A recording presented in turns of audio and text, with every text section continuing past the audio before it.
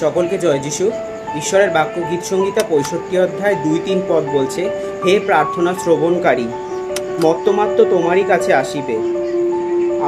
অপরাধ সমূহ আমা হইতে প্রবল, তুমি আমাদের অধর্ম সকল মার্জনা করিবে।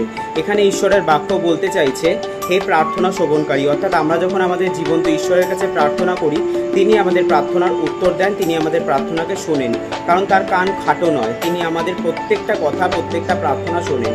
তাই মর্তমাত্র তার কাছে আসিবে, কারণ তার বাক্যও বলে প্রত্যেকটা জিহ্বা তাকে ঈশ্বর বলে স্বীকার করবে, প্রত্যেকটা জানু তার কাছে পাতিত হবে। এবং আমাদের অপরাধ সকল আমাদের হইতে প্রবল, অর্থাৎ আমরা যা কিছু ভুল ত্রুটি করি, আমরা যতই বড় হই না কেন, আমাদের অপরাধ আমাদের হইতেও প্রবল, আমাদের অপরাধ আমাদের থেকে অনেক বড়, কারণ আমরা জ্ঞানে অজ্ঞানে ছোট বড় অনেক অপরাধ করি, যে সকল ঈশ্বর আমাদের সেই অপরাধগুলো ধরে না। ঈশ্বর যদি আমাদের সেই অপরাধগুলো ধরতো, তাহলে আমরা আজ বেঁচে থাকতাম না। আর এখানে বাক্য বলছে, তুমি আমাদের অধর্ম সকল মার্জনা করিবে, কারণ আমাদের ঈশ্বর এতটাই প্রেমময় যে তিনি আমাদের সকল অপরাধ ক্ষমা করেন, কারণ তিনি বাক্যে বলেছেন তিনি ক্রোধে ধীর, দয়াতে মহান। তাই তার দয়াতে তিনি আমাদের সকল অপরাধ ক্ষমা করবেন। ধন্যবাদ করি ঈশ্বরকে তার বাক্যের জন্য। তার বাক্য দ্বারা ঈশ্বর প্রত্যেককে আশীর্বাদ করুন। আমেন।